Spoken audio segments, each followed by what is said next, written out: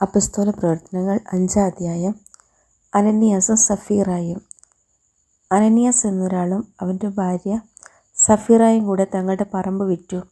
വിലയുടെ ഒരു ഭാഗം അവൻ ഭാര്യയുടെ അറിവോടെ മാറ്റിവെച്ചു. ബാക്കി അപ്പസ്തോലന്മാരുടെ കാൽക്കൽ സമർപ്പിച്ചു. പത്രോസ് ചോദിച്ചു, അനനിയാസെ, പരിശുദ്ധാത്മാവിനെ വഞ്ചിക്കാനും പറമ്പിൻ്റെ വിലയുടെ ഒരംശം മാറ്റിവെക്കാനും സാത്താൻ നിന്റെ ഹൃദയത്തെ പ്രേരിപ്പിച്ചതെന്ത്? പറമ്പ് നിന്റെ സ്വന്തമായിരുന്നില്ലേ? വിറ്റ് കിട്ടിയത് നിന്റെ അധീനതയിലായിരുന്നില്ലേ? ഈ പ്രവൃത്തി ചെയ്യാൻ നിന്നെ പ്രേരിപ്പിച്ചതെന്താണ്? നീ വ്യാജം പറഞ്ഞത് മനുഷ്യനോടല്ല, ദൈവത്തോടാണ്. ഇത് കേട്ട ഉടനെ അനനിയാസ് നിലത്ത് വീണ് മരിച്ചു. ഇത് കേട്ടവരെല്ലാം ഭയവിഹ്വലരായി. ചെറുപ്പക്കാർ അവനെ വസ്ത്രത്തിൽ പൊതിഞ്ഞ് പുറത്തു കൊണ്ടുപോയി സംസ്കരിച്ചു. ഏകദേശം 3 മണിക്കൂർ കഴിഞ്ഞ് അവൻ്റെ ഭാര്യയും വന്നു. നടന്നതൊന്നും അവൾ അറിഞ്ഞിരുന്നില്ല. പത്രോസ് അവളോട് ചോദിച്ചു, ഈ തുകയ്ക്ക് തന്നെയാണോ നിങ്ങൾ പറമ്പ് വിറ്റത് എന്ന് എന്നോട് പറയുക. അവൾ പറഞ്ഞു, അതെ, ഈ തുകയ്ക്ക് തന്നെ. അപ്പോൾ പത്രോസ് പറഞ്ഞു, കർത്താവിൻ്റെ ആത്മാവിനെ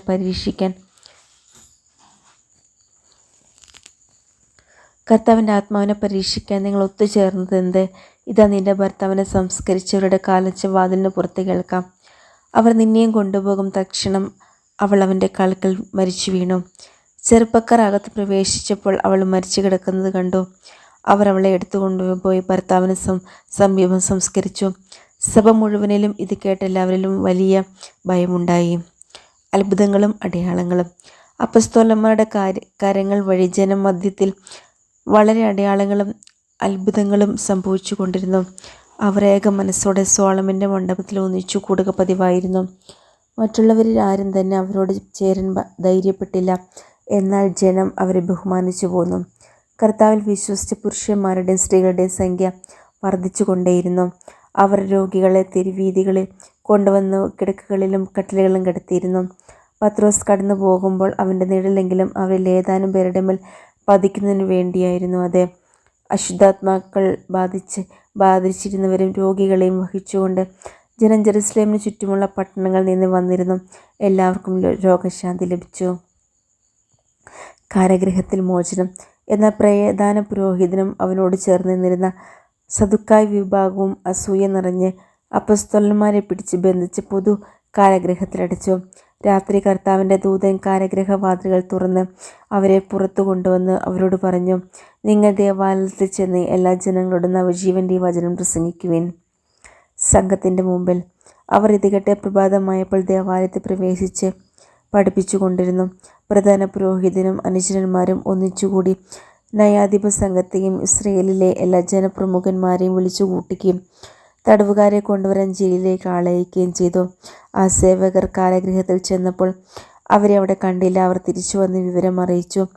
കാരാഗൃഹത്തിൻ്റെ വാതിലുകൾ ഭദ്രമായി ബന്ധിക്കപ്പെട്ടിരിക്കുന്നതും പടയാളികൾ കാവൽ നിൽക്കുന്നതും ഞങ്ങൾ കണ്ടു. എന്നാൽ വാതിൽ തുറന്നപ്പോൾ അകത്താരെയും കണ്ടില്ല.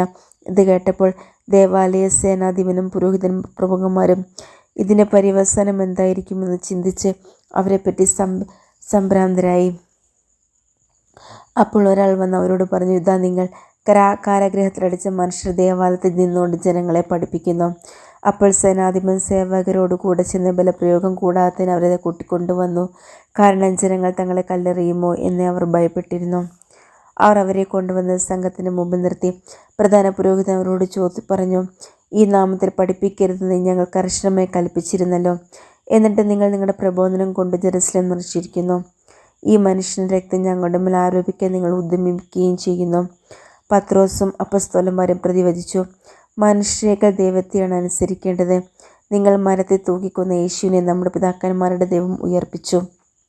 ഇസ്രായേലിന് അനുതാപവും പാപമോചനവും നൽകാൻ ദൈവം അവനെ നാഥനും രക്ഷകനുമായി തൻ്റെ വലതുഭാഗത്തേക്ക് ഉയർത്തി. ഈ സംഭവങ്ങൾക്ക് ഞങ്ങൾ സാക്ഷികളാണ്. തന്നെ അനുസരിക്കുന്നവർക്ക് ദൈവം പ്രദാനം ചെയ്യുന്ന പരിശുദ്ധാത്മാവ് ഇതിന് സാക്ഷിയാണ്. ഗമാലിയേൽ ഇടപെടുന്നു.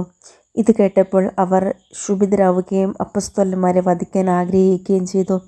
എന്നാൽ നിയമദോഷ്ടവും സകലർക്കും ആദരണീയനുമായ ഗമാലിയേൽ എന്ന ഫരിസേയൻ സംഘത്തിൽ എഴുന്നേറ്റ് നിന്ന് അവരെ കുറച്ച് സമയത്തേക്ക് പുറത്തു നിർത്താൻ ആവശ്യപ്പെട്ടു. അനന്തരം അവൻ പറഞ്ഞു, ഇസ്രായേൽ ജനങ്ങളെ, ഈ മനുഷ്യരോട് എന്ത് ചെയ്യാമെന്ന് തീരുമാനിക്കുന്നത് സൂക്ഷിച്ചു വേണം.